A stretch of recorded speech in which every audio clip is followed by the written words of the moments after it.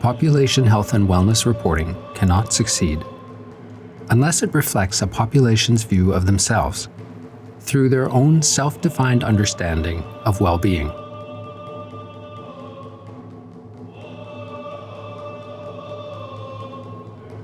We Walk Together is a research project that seeks to develop new health indicators sourced from BC First Nations perspectives of wellness and connection to land, water, and territory.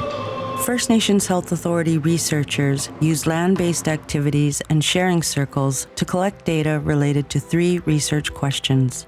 1. What does Indigenous knowledge tell us about connection to land and water as a determinant of health and wellness?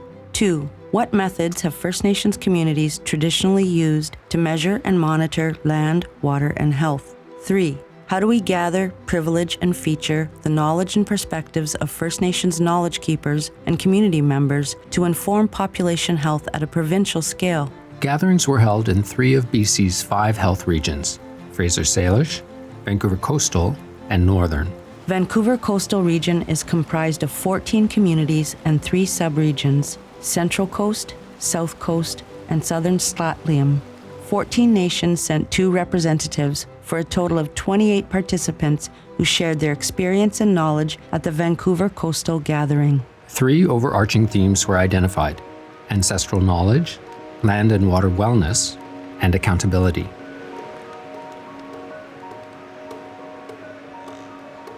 Ancestral knowledge is rooted in a relationship to land and territory, which forms the basis for personal and communal identity, purpose, spirituality, and ceremony, all of which were felt to be central to health and well-being. My grandmother was about 101 or 2 when she passed.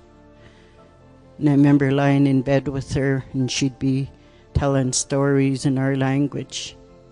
She left something behind, a teaching of how we have to have respect for everything we touch, we eat. My spirit brings me back to a time when I can envision how our people used to work together. There was equality and responsibility of your own contribution towards your village. When the families would leave to go out and do the hunting, harvesting, the grandparents would look after the children. I would have uncles, I would have cousins, I'd have my nanny right there, and that's where I learned our traditional foods. We start our children off working 9 to 3, and we take them from the land before they even had a chance to be there. Then we move them on, they graduate, and we move them on to 9 to 5, and their spirit suffers because we never actually learned who that child is. The stories of the residential school, the losses of identity. Understanding that bit is a huge part of understanding how we're going to go forward. The work is out here doing stuff like this. Once we get out of that mentality that you're not at work, if you're not inside that office sitting down behind a desk ready to answer my phone call. Overwhelming grief from what's been lost and stolen. Reckoning with losses and finding a pathway to strength and wellness prompts questions for both the ancestors and future generations. I have people telling me, how can you be so strong? And I think back to what our ancestors went through, so each and every one of us could be here today. To me, our language incorporates our morals and values and disciplines. What are we going to do when we no longer have our language? Who are we? How do we uphold ourselves to our morals and our customs? How do we do that when we no longer walk our land? When it makes us who we are? I'm a residential school survivor. I lost a lot of myself. One main thing is my language. The impact was so great that I never taught my children. I never taught my grandchildren either. That's always a sore spot for me, because I want them to know who they are and be proud of who they are. I strongly believe in our traditions and our culture. I believe that's our true medicine. Doesn't matter what nation we come from. Eventually we all connect together. I come from a place that I've had to grow up in, like she said, a concrete jungle. I can't hunt in my own territory. I can't go strip cedar in my own territory. I can't go bath in my own territory.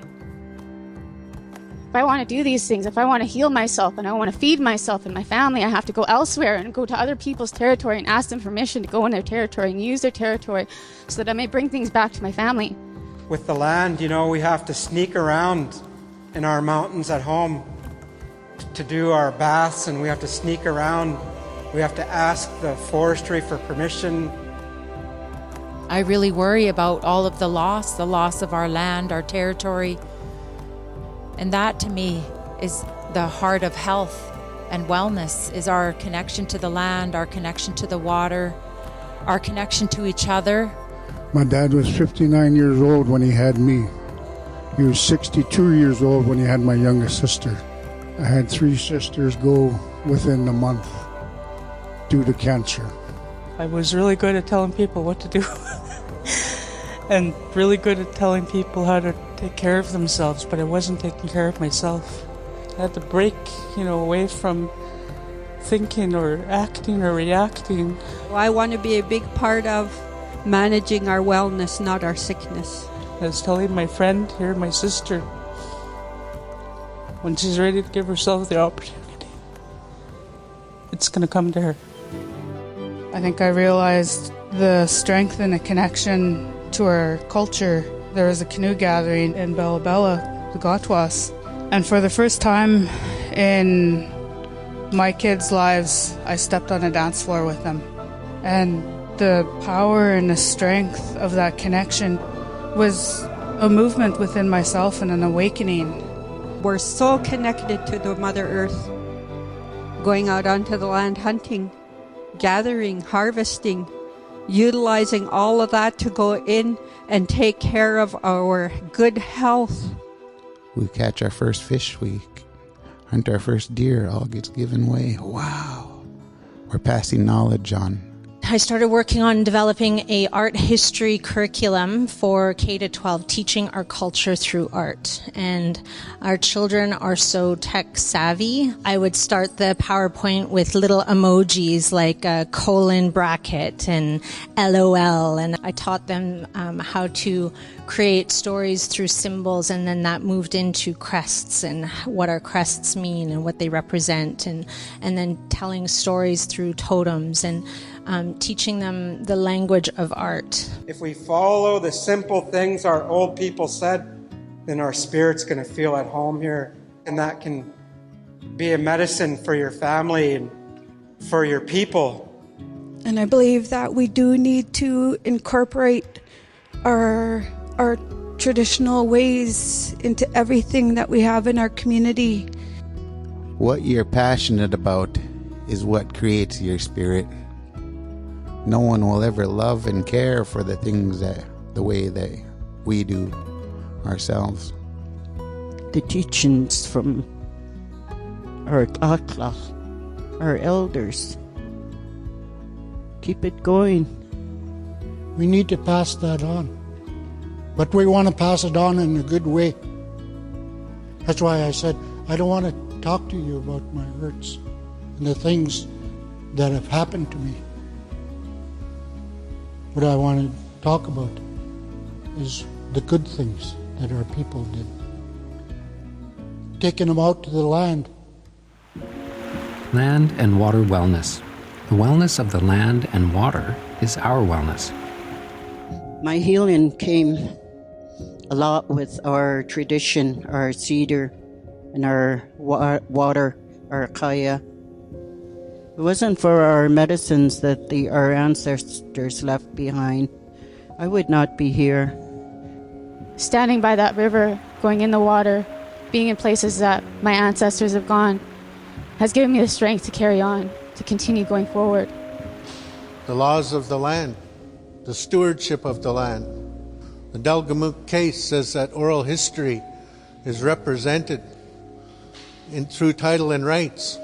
If you have a story and a time and a place, you can connect those all together and have title and rights to that area. In the court of the land, the Supreme Court of the land, they won that case. It took them 20-something years to fight and win that case. And we have a responsibility as as Indigenous people. We know in our histories and our stories, if it wasn't for our relatives with the fins and with the feathers and the ones that go on four legs, and we wouldn't be here today. And we have to give back. How do we teach that respect to somebody who's coming in and tearing up the mountains? Nobody's ever going to be as passionate about it as we are because we're connected. That connection's been there since birth. Growing up, I was taught that as long as the land is beautiful, we'll be beautiful. So we have to take care of our land. I am the land, I am the water, I am the territory. And when you look around the circle, we're all reflections of the land that we come from. Whether it's the mountains or the lakes or it's the rivers or it's the ocean, we reflect that in our language, in what we dress ourselves with, and with our understanding, because that all came from the earth. I find that it's the connections with our land. When we walk on our land and when we learn our waters, that helps us to regain our spirit, to bring our spirit back. My mom, she's the strongest person I've ever known. She's a survivor of many trauma in her life. Whenever her blood pressure was giving her a hard time and she'd feel her heart just moving, she'd tell her grandchildren, go up and get me some Devil's Club. We have cancers, we have diabetes, we have all different types of illnesses and stress related to how we eat and our lifestyle. Medicine as food and food as medicine. We go out in the woods and we find our nodding onion and our garlics and that, and we explain this is what is cleansing our body. And I believe that the medicines come at a time when you need it the most. I was amazed when I just really started to really collect more and more food, collect more and more medicines as I went along. The first one I noticed was the rosehip. It's ripe right when everybody's getting sick. I really believe in our ways. The laws of the land, I think, are really key. That's fundamental to everything that we do in the work that I do. We talk about cancer, diabetes, and all the other sicknesses that come along. And we wonder why we keep getting sick. But we were able to fish, we were able to hunt, we were able to do all that stuff before. And now we're surrounded by nothing but high buildings. Accountability. Taking actionable steps towards addressing what's shared between First Nations and other institutions. I think that when we're advertising a job, that it should say right in the advertisement that you're going to be coming to a First Nations community. Are you willing to respect that we're First Nations people and we have traditional ways? We have knowledge keepers, we have medicine walkers. It's accepting that and bringing it in and using it all. And that's what I want for each and every one of us, is the strength, the resilience to be who you can be. Some of our kids that are going to those schools 9 to 3 they're not productive there. But once we take them to the mountains, they flourish. That's their truth. That's who they are. That's their identity. That's their spirit. I'm a weaver, I'm a beater, and I just told my aunt yesterday that everything that I do, I want it to be done right. So if something comes out on my work that doesn't look right to me, I have to pull it apart. But that pulling it apart gives me that better understanding of how to put it back together. Some of our elders who have passed on, and us wanting to teach our own children, we're sharing our knowledge with each other. We're going out into the woods and we're harvesting the pitch, or we're talking about the medicines, and our kids are coming in and we're teaching our kids how to work on the deer together or work on the fish together. Each one of you are healers in your own way. We don't ask for payment or anything, because this is the way. If somebody's mad at you, still go help them. You know, we need to continue to be strong. And we can only do that through our culture, with our connection to the land, our tradition, our culture, our identity. I go, I work on my art, I do my carving. That's my time. That's how I feed my spirit, and that's how I stay healthy for everybody. Don't wait for anybody to set you free. You set yourself free, and you'll be well. Support your friends, support your family, and the things that they love.